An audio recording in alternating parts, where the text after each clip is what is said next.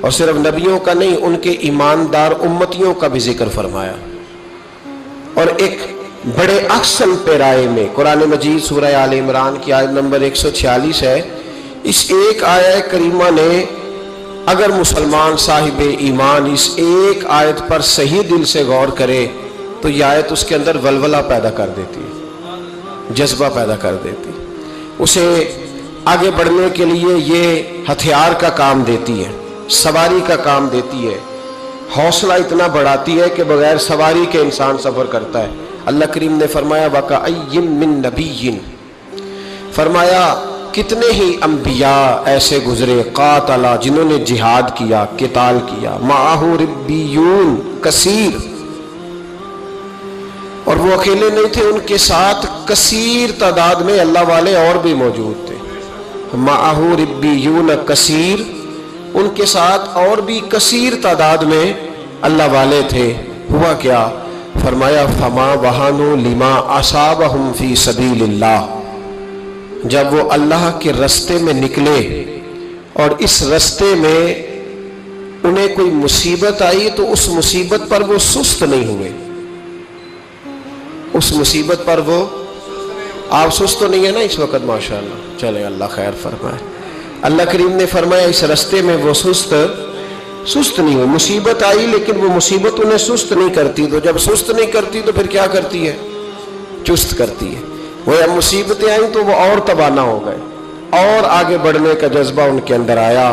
فرمایا وہ سست نہیں ہوئے، وما ضعفوا، کمزور بھی نہیں پڑے، ضعف نہیں دکھایا مصیبتوں کے راستے میں، رو کے نہیں دکھایا، پریشان ہو کے نہیں دکھایا، موٹے جسم کو پتلا کر کے نہیں دکھایا اور بڑی پریشانی آ گئی، وما استکانوا، اور فرمایا وہ کسی مصیبت کے سامنے دبے بھی نہیں، کہیں انہیں ان کی باتوں میں لفظوں میں کوئی کمزوری نہیں آئی، ایک تو سست نہیں ہوئے، کمزوری نہیں دکھائی، اور تیسرا کسی بھی معاملے میں کبھی دب کے وقت تو یا اللہ تو انہیں جنت دے گا، جہنم سے آزاد کرے گا، ان کی آخرت کے ساتھ کوئی اچھا معاملہ کرے گا، تو اللہ کریم نے ان کا جو صلہ بیان کیا وہ بھی بڑا حسین ہے۔ فرمایا واللہ یحب الصابرین، ان صبر کرنے والوں کو اللہ اپنا محبوب بنا لے گا، یہ اللہ کے محبوب بن جائیں گے۔ ان کی فضیلت یہ ہے چونکہ انہوں نے جہاد کیا ہے اور جہاد کے راستے میں کوئی کمزوری نہیں دکھائی، ضعف نہیں دکھایا۔ آزمائش ہمارے ہاں نا ہمیں ثابت کرنا پڑ رہا ہے کہ ہم کچھ کر رہے ہیں، ہمیں ثابت کرنا پڑتا ہے، ہمیں بتانا پڑتا ہے۔ ہم اپنے بچوں سے فرما برداری خیرات میں مانگتے ہیں، یار میری فرما برداری کیا کر، اس کو حدیثیں سناتے ہیں، یہ تو خیرات میں مانگ رہے ہیں آپ، خیرات میں مانگ کے بھی کبھی کسی کا گزارا ہوا ہے؟ ماں باپ جلد بازی دکھاتے ہیں، شور کر کے، جلال دکھا کے اپنی تابع داری کراتے ہیں، کیا اس طرح بھی کبھی کسی نے فرما برداری کی؟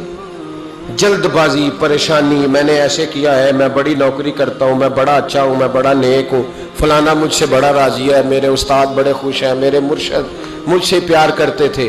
جس کے مرشد اس سے پیار کریں اسے بتانے کی ضرورت نہیں پڑتی، جس کے استاد اس سے راضی ہوں اسے ذکر کرنے کی حاجت نہیں ہوتی۔ اور بھائی جو بندہ نیک ہو نا، نیک پرہیزگار ہو، محنتی ہو، اپنے منہ سے نہیں بتاتا میں پرہیزگار یا محنتی ہوں، اس کی محنت خود بتاتی ہے کہ اس نے محنت کی ہے۔ مجھے جی 15 20 50 لوگ بڑا جانتے ہیں، کسی سے پوچھ لیں بھئی تو نہ یہ بات کہے، کوئی اور کہے گا تو پھر سمجھ میں یہ کمزوری ہے، یہ ضعف ہے، یہ ہمارے اندر کی وہ کمزوری ہے جو جہاد زندگانی میں ہمیں لوگوں سے پیچھے رکھتی ہے، پھر ہم آگے نہیں بڑھ پاتے۔ اپنا بتانا جسے پڑتا ہے اسے، وہ تو کمزور آدمی ہے، اسے بتانا پڑا ہے کہ میں کچھ ہوں۔ شیخ سعدی فرمایا کرتے تھے جس کو بتانا پڑے نا میں خوشبو ہوں، وہ خوشبو ہوتی نہیں، کیونکہ خوشبو جو ہوتی ہے وہ بتایا نہیں پڑتا، بلکہ جب خوشبو ہوتی ہے تو خوشبو آ ہی جاتی ہے، جب خوشبو ہوتی ہے تو پھر خوشبو آ ہی جاتی ہے۔ اس جہاد زندگانی میں صبر ہونا چاہیے، لیکن اللہ کریم نے کیا فرمایا؟ فرمایا والا نبلونکم، میں ضرور تمہیں آزماؤں گا، میں ضرور تمہیں، نامی کوئی بغیر مشقت نہیں ہوا، 100 بار جب کٹا تب جا کر نگی ہوا، میں ضرور تمہیں آزماؤں گا۔ کس طرح؟ بشیء من الخوف والجوع ونقص من الاموال वल-अनफुस वस-समरात, फरमाया मैं तुम्हें खौफ से आजमाऊंगा, मैं तुम्हें भूख से आजमाऊंगा, मैं तुम्हें मालों, जानों और फलों की कमी से आजमाऊंगा। फलों की कमी क्या है, वस-समरात क्या है? इस पर मुफस्सिरीन ने बड़ा कुछ लिखा है। कहते हैं कि जो वस-समरात है ना, फलों की कमी, इससे एक मुराद तो ये है कि इंसान के माल में नुकसान हो जाता है, लेकिन एक मुराद इससे ये है वस-समरात से कि फल नतीजे को कहते हैं, फल रिजल्ट को कहते हैं। कहते हैं ना मुझे इसका फल बड़ा मिला है, तो फल से मुराद वहां सेब नहीं होता, फल से मुराद वहां अंगूर नहीं होता, वहां फल से मुराद रिजल्ट होता है। तो फरमाया वस-समरात, मैं तुम्हें फलों की कमी से आजमाऊंगा, यानी तुम बड़ी मेहनत करोगे, बिल्कुल सही चलोगे, हक पे होगे, लेकिन नतीजा तुम्हारी मर्जी का नहीं आएगा, रिजल्ट तुम्हारी को नहीं समझ आई आपको मेरी बात, रिजल्ट तुम्हारी मर्जी का। वस-समरात, मैं इस रिजल्ट से तुम्हें आजमाऊंगा, मेहनत तुम मेरी मर्जी की करोगे, नतीजा तुम्हारी मर्जी का नहीं, वो भी मेरी मर्जी का। रिजल्ट भी जंगे उहद में सहाबा की जद्दोजहद में कोई शक नहीं था, पर नतीजा अल्लाह की मर्जी का निकला, नतीजा अल्लाह की मर्जी का निकला। मेरे भाई, मैदान करबला में इमाम हुसैन के साथ खुदा था, अल्लाह करे आपको समझ आए मेरी बात की। मैदान करबला में तलवारें यजीदियों के साथ थी, हुकूमत उनके साथ थी, सारा कुछ उनके साथ था, पर रब इमाम हुसैन के साथ था। इसलिए कि अल्लाह कहता है इन्नल्लाह माअस साबिरीन, मैं सब्र करने वालों के साथ। अल्लाह इमाम हुसैन के साथ था, लेकिन बज़ाहिर नतीजा शहादत में निकला। वो हमारे यहाँ ना कुछ बेचारे दोस्त हैं जो हर वक्त फिरका वारियत को हवा देते हैं, खराबी करते हैं, उम्मत में तफरीक पैदा करते हैं। मेरे पास एक साहब आए, कहने लगे जनाब वो हजरत अली मुश्किल कुशा हैं। मैंने कहा नहीं, निरे मुश्किल कुशा नहीं, हाजत रवा भी है, इसलिए कि मौला का माना मददगार है। तो कहने लगे फिर उन्होंने मैदान करबला में हजरत इमाम हुसैन की मदद क्यों नहीं की? तो मैंने कहा तू ये बता कि मैदान करबला में अल्लाह ने उनकी मदद क्यों नहीं की, अल्लाह ने क्यों नहीं मदद की? इस सवाल का जवाब दे। चुप कर गया। वो यहाँ हजरत सुल्तान बाऊ रहमतुल्लाह अलैह के उर्स पे ना लोग गाड़ियों में जाते हैं, चले हमें भी बाज़ तरीक़ों से इख्तलाफ है, लेकिन जो अहलुल्लाह की अकीदत में जाते हैं वो बड़े बेहतरीन लोग हैं। तो वो गाड़ी जा रही थी, एक्सीडेंट हो गया, कुछ लोग फौत हो गए, कुछ जख्मी हो गए। तो एक साहब दौड़े दौड़े आए, कहने लगे जी वो फलां जगह एक मौली साहब कह रहे थे कि देखो जी फिर बाबे ने बचाया क्यों नहीं। तो मैंने कहा मैं एक साल हज करने गया था तो 750 आदमी फौत हो गया था, अल्लाह ने बचाया क्यों नहीं? वहां गए थे, हिराम बांधे थे, फौत हो गए, अल्लाह ने बचाया क्यों नहीं? समझ आ रही है मेरी बात की? क्यों लोग ऐसी कमजोर बातें करते हैं? तो बाबा जी ने बचाया क्यों नहीं? ओ खुदा के बंदे, याद रखो और समझो, मेरे नबी पाक अलैहिस्सलाम ने फरमाया जो हज उम्रे के रास्ते में फौत हो जाए, रोजाना उसके लिए हज और उम्रे का सवाब लिखा जाएगा। तो अगर उसे बचा लिया जाता तो सवाब कैसे लिखा जाता? ये हिकमत है। इमाम हुसैन सिर्फ शहीद नहीं, सैयदुश शुहदा है, खाली शहीद नहीं, सैयदुश शुहदा है। तो बताओ ना भला, अगर हजरत अली उनकी मदद करते, अल्लाह उनकी वहां उस अंदाज में मदद करता जो हमारा ख्याल है, तो फिर ये सैयदुश शुहदा का दर्जा उन्हें कैसे मिलता? तो कमजोरी, लोग कमजोर बातें करते। याद रखो, आला दर्जात के लिए अल्लाह आजमाता है, फिर आला दर्जे देता है। फरमाया मैं आजमाऊंगा, वलनबलुवन्नकुम बिशैइन मिनल खौफि वल जूइ व नक्सिन मिनल अमवालि वल अनफुसि वस समरात। तो जब लोग इसमें कामयाब होंगे तो फिर क्या मिलेगा? फरमाया वबश्शिरिस साबिरीन, खुशखबरी मैं भी दे सकता हूँ, खुशखबरी मेरी तरफ से ही है, पर मैं खुद नहीं दूंगा, मैं अपने महबूब से कहूंगा महबूब तू इन्हें खुशखबरी दे दे, फिर महबूब की जुबान से खुशखबरी। जहाद जिंदगानी में आजमाइशों का मुकाबला करने के लिए तैयार रहे। हम तो जल्दबाज से लोग हैं, जल्दी से वो कहते हैं जी मेरे अब्बा जी ना वो अब जल्दबाज हैं, पंजाबी कहते काले पै जाते हैं। तो अब्बा जी जल्दबाज है तो बच्चे ने नहीं जल्दबाज होना? बताए अब्बा भी जल्दबाज और बेटा भी, फिर क्या बनेगा रोजाना? बोले फिर घर के अंदर से रोज चीखने की आवाजें आएंगी। दोनों जल्दबाज हो जाए तो कैसे बात आगे चलेगी? मियां साहब भी जज्बाती तो बीवी भी जज्बाती, तो रिजल्ट भाई ये किस तरह की बात है कि अब्बा जी बच्चे जी छोटा बच्चा है जी, इसे नहीं अब पता, इसे नहीं पता जी ये जज्बाती है, ये जल्दबाज है। جوان ہو گیا، کہتا گرم خون ہے جی اس لیے جلد باز ہے، بوڑھا ہو گیا اب اعصاب کمزور ہو گئے جلد باز ہے، تو سیانا کس عمر میں ہونا تھا؟ بولے سیانے ہونے کی کون سی عمر ہے؟ باشعور ہونے کی، ٹھنڈے ہونے کی، وہ تو جذباتی ہے نا جی، جوان خون ہے، تو ٹھنڈا خون کس عمر میں ہوتا ہے؟ تو یہ ایسی مبہم باتیں ہیں جنہوں نے ہماری زندگی ہمارے ہاتھ میں تنگ کر دی. ہم نے اپنے چھوٹے سے جذباتی پن پہ کنٹرول نہیں کیا، رشتے توڑ دیے ہم نے. ذرا صبر نہیں ہوا، ذرا استقامت نہیں ہوئی، کوئی کام نہیں، جھوٹ کے سہارے زندہ رہے، دھوکے کے سہارے زندہ رہے، اپنے آپ کو بھی مصیبت میں رکھا، ساتھ والوں کو بھی مصیبت میں رکھا. صبر اور استقامت زندگی کا حسن ہے. اللہ نے قرآن میں اللہ والوں کی دعا بیان کی، فرمایا میرے بندے مجھ سے دعا مانگتے ہیں، کیا ربنا افرغ علینا صبرا وثبت اقدامنا. وہ دعا مانگتے ہیں کہ یا اللہ ہم پہ صبر انڈیل دے اور ہمارے قدموں کو ثابت قدمی عطا فرما. وہ صبر اور استقامت کی دعا مانگتے ہیں. زندگی میں حوصلہ پیدا کریں، جدوجہد کا مزاج بنائیں، مشکلات سے ٹکرانے کا مزاج بنائیں، مشکلات سے لڑنے کا مزاج بنائیں. انسانوں سے نہیں لڑیں، مشکل وقت آئے تو اسے کاٹ جائیں. ہمارے ہاں غربت آتی ہے تو غربت سب سے پہلے جھگڑا لے کے آتی ہے. چاہیے تھا نا کہ گھر میں غربت آ گئی تو سارے لوگ دلیری سے اسے کاٹ جاتے، سارے ایک دوسرے کے خلاف ہے، تیری وجہ سے ایسے ہوا ہے، تیری وجہ سے ایسے. بھئی یہ تو حوصلے کے ساتھ کاٹنے والا ٹائم، اسی کو جھگڑے کی نظر کر دیا. پھر ایک دوسرے سے پیار کب کرنا ہے، محبت کب کرنی ہے؟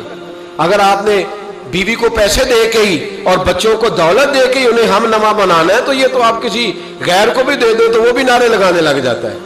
ان سے پھر دلچسپی کس بات کی ہوئی، ان کے ساتھ پھر پیار کس معاملے کا ہوا؟ میرے عزیزو، ہمت، حوصلہ، کتنے خوبصورت لفظ ہے حدیث پاک کے.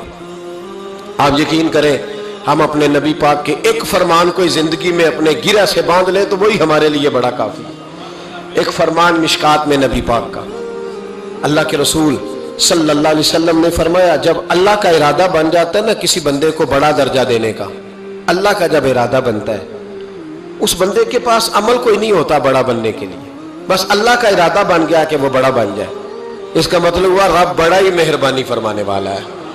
فرمایا محبوب کریم علیہ السلام نے کہ بندے کے پاس عمل ایسا کوئی نہیں، کردار میں، گفتار میں نیکی ایسی نہیں جس کے سبب سے اسے بڑا بنایا جائے.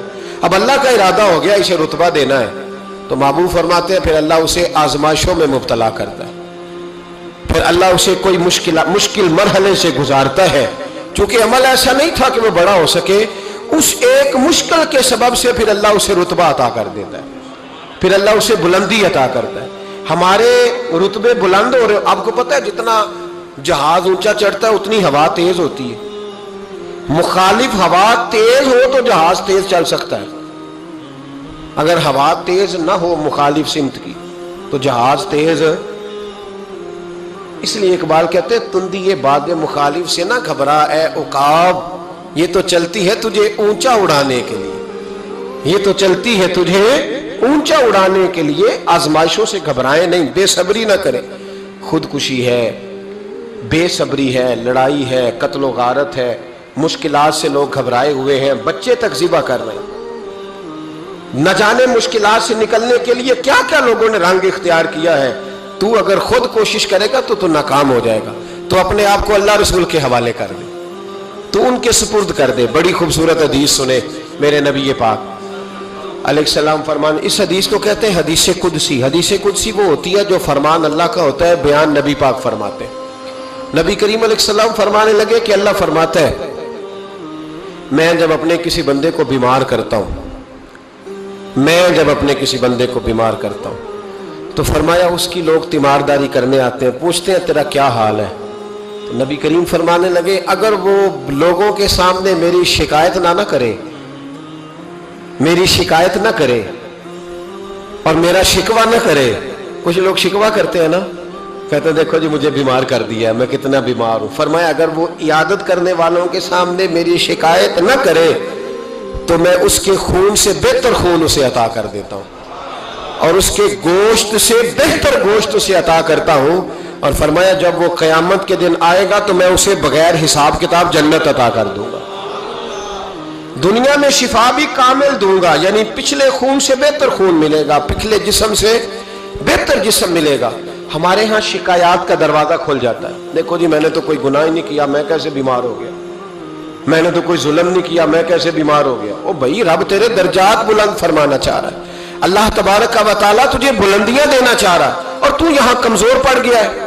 تمام انبیاء کرام کی زندگی میں آزمائش, تمام صحابہ کی زندگی میں آزمائش, اہل بیت سارے آزمائش سے گزرے, اولیاء اللہ سارے آزمائش سے گزرے.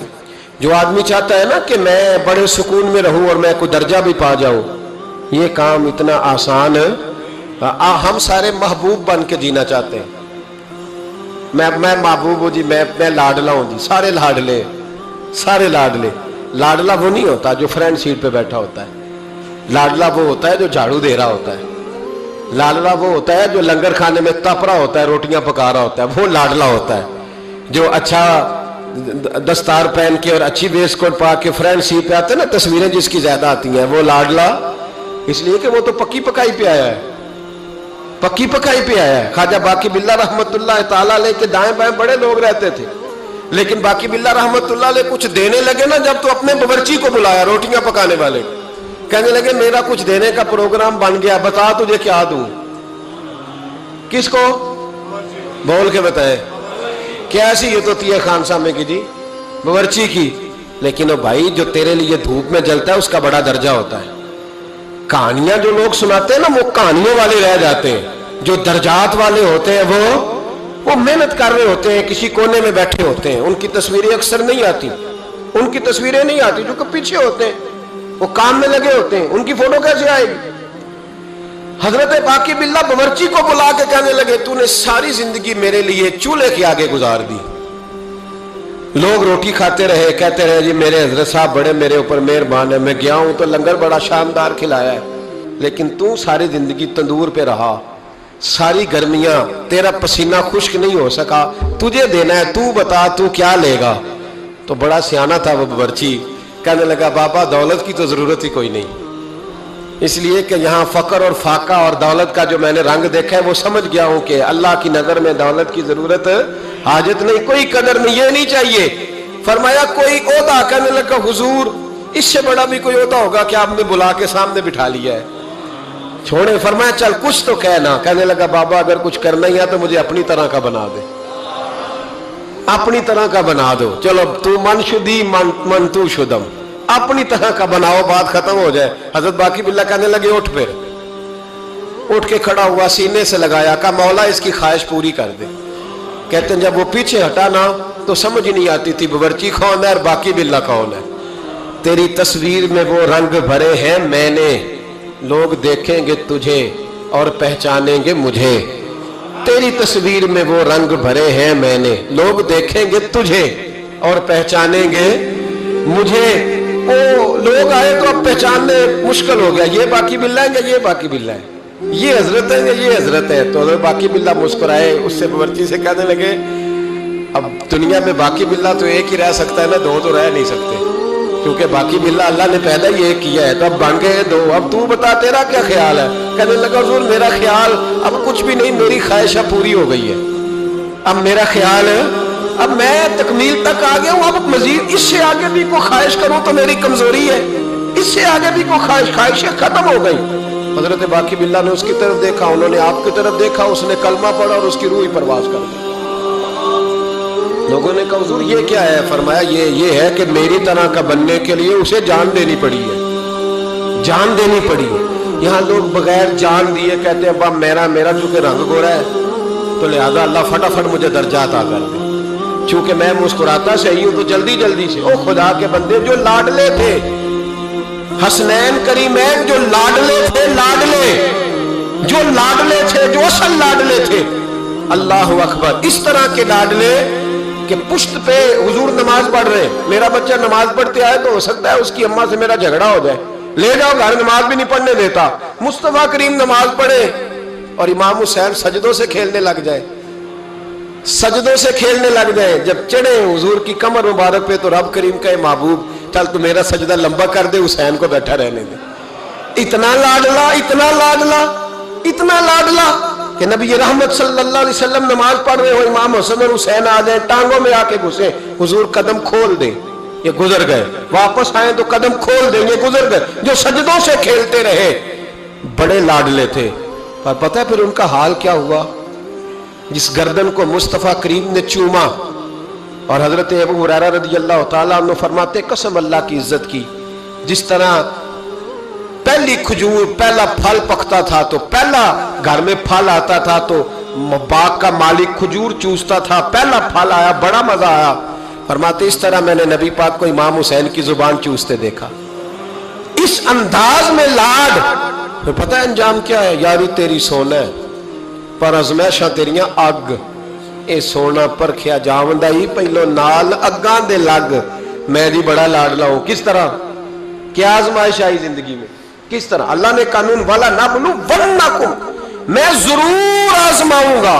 تو ابھی تک آزمایا ہی نہیں گیا بھائی، دھیان کر، کچا ہی رہ گیا تو، توجہ کر، ابھی تیرے اوپر کوئی آزمائش نہیں آئی۔ یہ آزمائش حضرت آدم سے شروع ہوئی، مصطفیٰ کریم فرمانے لگے میں سب سے لاڈلا ہوں، سب سے زیادہ آزمائش مجھ پہ آئی۔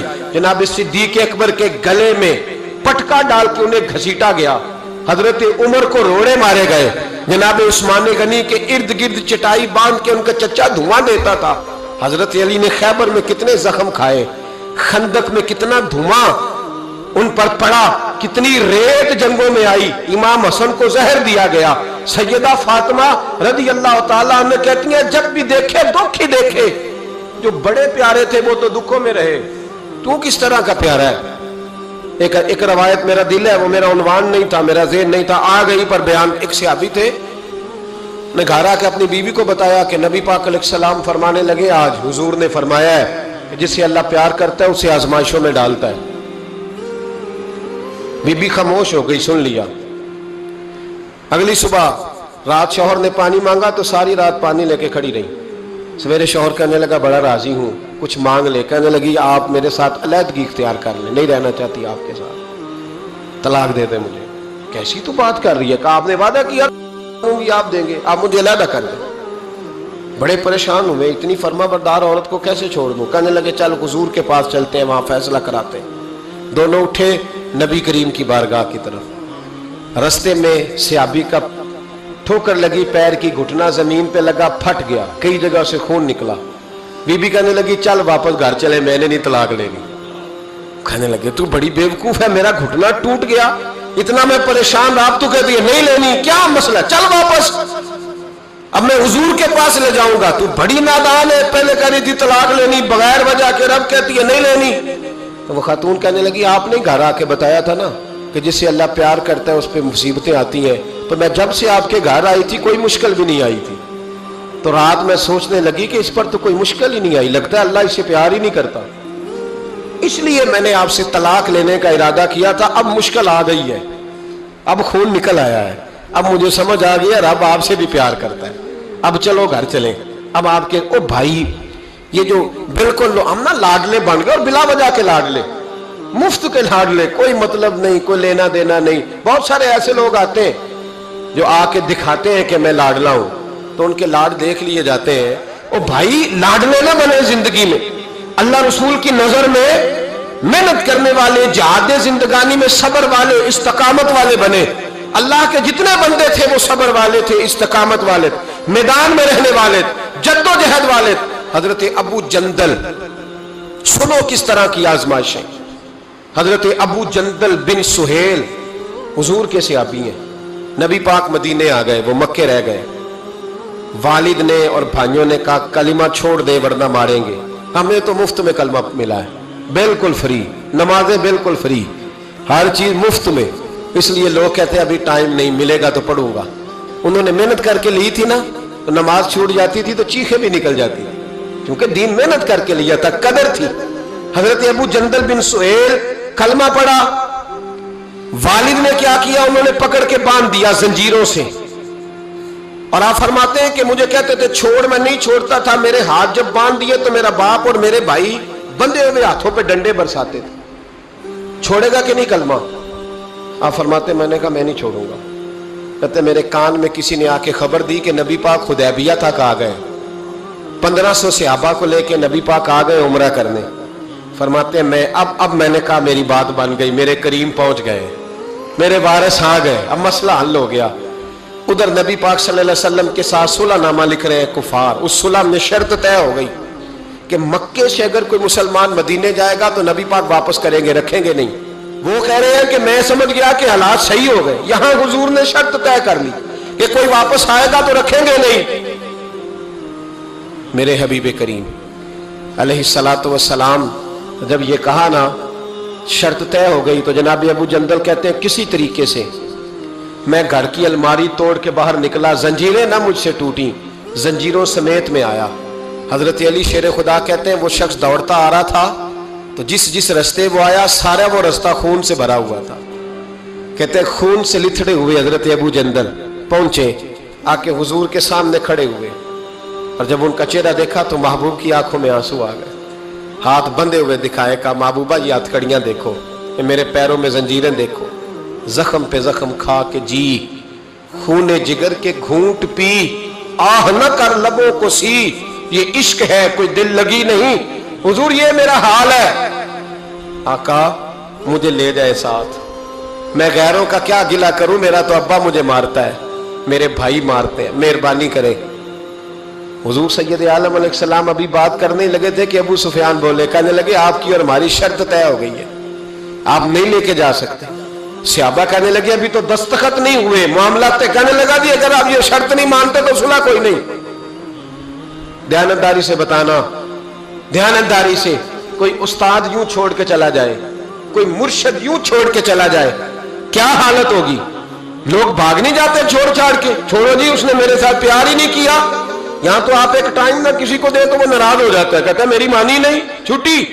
حضرت ابو جندل رضی اللہ تعالیٰ عنہ خون بہ رہا ہے، ہاتھوں میں بیڑیاں زنجیریں، میرے کریم رسول علیہ السلام کہنے لگے ابو جندل ابھی تیری آزمائش ختم نہیں ہوئی، ابھی تو نے واپس جانا ہے، اس قید کو تھوڑا سا اور تو نے سہنا ہے، برداشت کرنا ہے، فکر نہ کرنا، جلدی تیری مشکل حل ہو جائے گی، فکر نہ کرنا۔ باپ ہنسنے لگا، ادھر دیکھو گریبان سے پکڑ کے کھینچ کے کہنے لگا ان کے ساتھ جانا چاہ رہا تھا تو یہ تجھے لینے آئیں گے؟ حضرت ابو جندل نے باپ کا چہرہ دیکھا، کہنے لگا ابا تو جو مرضی کہے، میرے رسول جو فیصلہ بھی کرتے حق اور سچ ہی کرتے، انہوں نے جو میرے حق میں بہتر سمجھا وہ میرے لیے۔ بات نہ کروں خواجہ غلام فرید کی، حضرت خواجہ کیا کہتے ہیں؟ کہتے ہیں اے تن میرا کنگی ہو گئی، اے تن میرا کنگی ہو، میں زلف سجن دی واما، پوش میرے دی جتی بن جائے، تے یار دی قدمی آواں، مارو مارو مینو مار مکا مارو۔ ابا سے بھائی سے کہنے لگے مارو مارو مینو مار مکاؤ، میں کوئی عذر نہ پیش لے آواں تے جے سونا ہی میرے دکھ وچ راضی، جے او سونا ہی میرے دکھ وچ راضی تے میں سکھ نو چلے ڈاواں، آ یار فریدا کدی مل پہ سونا انہوں رو رو حال سناواں۔ حضرت خواجہ یار محمد رحمت اللہ علیہ کہنے لگے کبھی وہ مل جائے اسے دکھ نہ سناؤں گا۔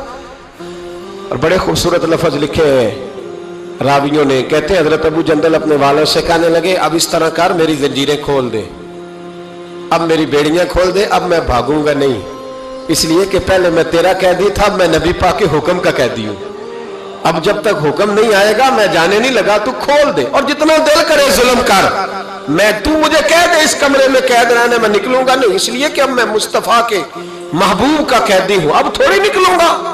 قید ہو گئے، تھوڑا ہی وقت گزرا کہ اللہ نے فتح مکہ عطا فرما دی۔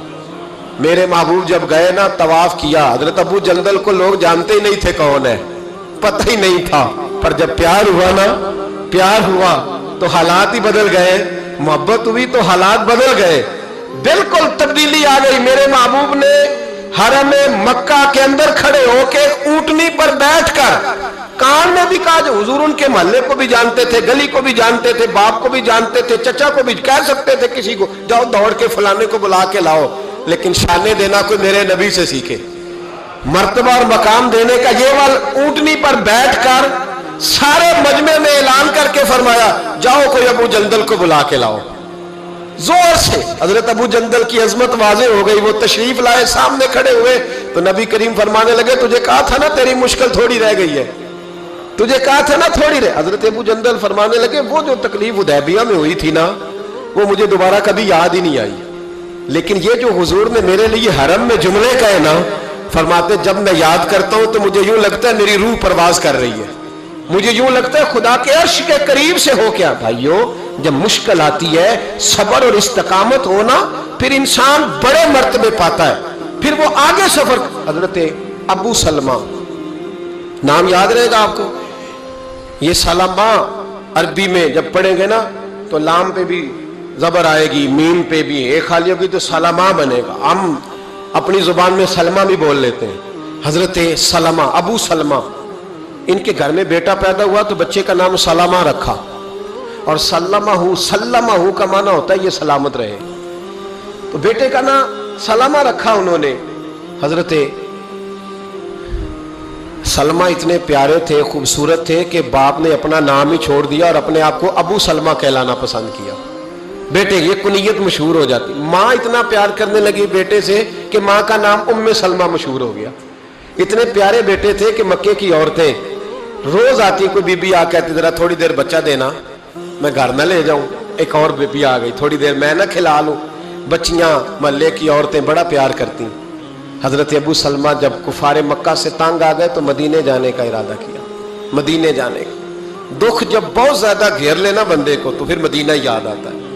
مدینے جانے کا جب ارادہ کیا نا تو میاں بیوی اور بیٹا ساتھ بیٹھے، جب گئے نا مدینے کی سرحد پہ تو جناب ام سلمہ کے میکے والے آ گئے، آ کہنے لگے ابو سلمہ تو نے جانا ہے تو جا، ہماری بیٹی کوئی نہیں جائے گی، جا تو نے جانا ہے تو۔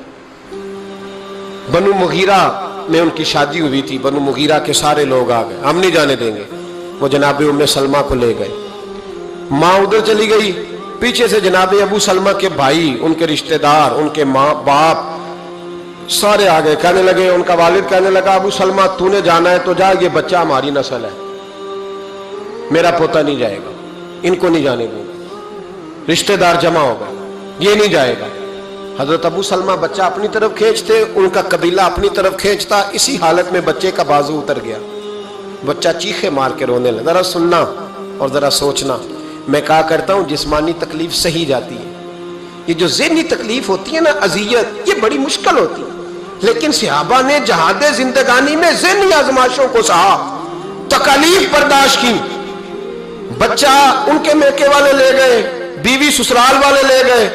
جناب ابو سلمہ تھوڑا آگے بڑھ کے کھڑے ہوئے، کہنے لگے بیٹا بھی مجھے بڑا پیارا ہے، بیوی بھی بڑی پیاری ہے، لیکن شہر مدینہ کا بھی جواب نہیں، میں مدینہ ہی جاؤں گا بچہ چھوڑ کے۔ او بھائی یہاں جو لوگ 22 دن کے لیے 28 دن کے لیے جاتے ہیں نا، وہ 6 سال کی پلاننگ پیچھے دے کے جاتے ہیں، بچوں کو کوئی تکلیف نہ آئے، گھر والوں کو کوئی مشقت نہ آئے، جو 15 دنوں کے لیے جا رہے ہیں۔ لیکن بچہ رہ گیا، بیوی رہ گئی، جناب ابو سلمہ مدینے چلے گئے، ماں کہیں ہے، بیٹا بتاؤ کتنی تکلیف ہے، کتنی اذیت ہے، کتنی آزمائش ہے۔ حضرت ابو سلمہ مدینے چلے گئے۔ حضرت ام سلمہ سارا دن ایک پہاڑی پہ بیٹھی رہتی اور روتی رہتی، اور جو اس طرف سے آتا ان کے سسرال کی طرف سے، اس سے پوچھتی میرے بیٹے کا کیا حال ہے، روٹی ٹائم پہ کھاتا ہے، اس کا بازو ٹھیک ہو گیا ہے۔ حضرت ابو سلمہ مدینہ منورہ میں پہاڑ پہ بیٹھے رہتے، جو لوگ مکے آتے پوچھتے میرے بیٹے کو دیکھا ہے کہیں گلی میں کھیلتے، ان کی ماں کا کیا حال تھا۔ کسی کو رحم نہیں آیا میری بیوی پر، ابھی بھی کسی کو خیال نہیں آیا۔ صبح شام میں روتے گزر گئی، 2 دن نہیں، 4 دن نہیں، 5 دن نہیں، پورا سال گزر گیا، پورا سال۔ یہاں مفت میں دین ملا ہے، مفت میں۔ ہم مدارس میں کہتے ہیں مفت میں قرآن پڑھائیں گے، بچہ داخل کرا جاؤ، مفت میں حدیث سکھائیں گے، داخل کرا دو۔ کہتے ہیں نا بھائی، مذہب کی بات، مذہب سے تو ہمارا سوتیلا رشتہ ہے، اگر بچہ اسکول میں نہیں چلے گا، کام نہیں سیکھے گا، پھر دیکھیں گے اس کو مولوی بنانا ہے کہ نہیں۔ ابھی آپ کہہ رہے ہیں یہ کیسے ہو سکتا ہے؟ سیکنڈ درجہ، دوسرا درجہ، تیسرا درجہ معاذ اللہ مذہب کو ملتا ہے۔ یہ لوگ تھے جو نفسیاتی طور پر مجبور ہو گئے، لیکن مذہب سے پہلا رشتہ، مذہب سے پہلا تعلق، پہلا ان کا سگا پن اپنے دین کے ساتھ۔ سال بیت گیا تو بنو مغیرہ کے سیانے لوگ جمع ہو کے جناب ام سلمہ کے باپ کے پاس گئے، کہنے لگے بس کر دے، تیری بیٹی کا رونا ہم سے نہیں دیکھا جاتا، چل بس کر، مہربانی کر۔ وہ کہنے لگا چلو ٹھیک ہے، تم کہتے ہو تو میں بیٹی کو جانے کی اجازت دے دیتا ہوں۔ وہی سارے لوگ پھر مل کے حضرت ابو سلمہ کے خاندان کے پاس گئے، کہا تمہیں اس بچے پہ رحم نہیں آتا، इस छोटे से फूल पर करम नहीं आता, माँ जिंदा है, बाप जिंदा है, तुमने जुदा कर दिया वो बच्चा। ओ भाइयों, इन लोगों ने वो वाली कैद सही है सहाबा ने जिसका हम तसव्वुर भी नहीं कर सकते, लेकिन सब्र इस्तकामत पहाड़ साबित हुए। हजरत अबू सलमा के रिश्तेदार भी मान गए।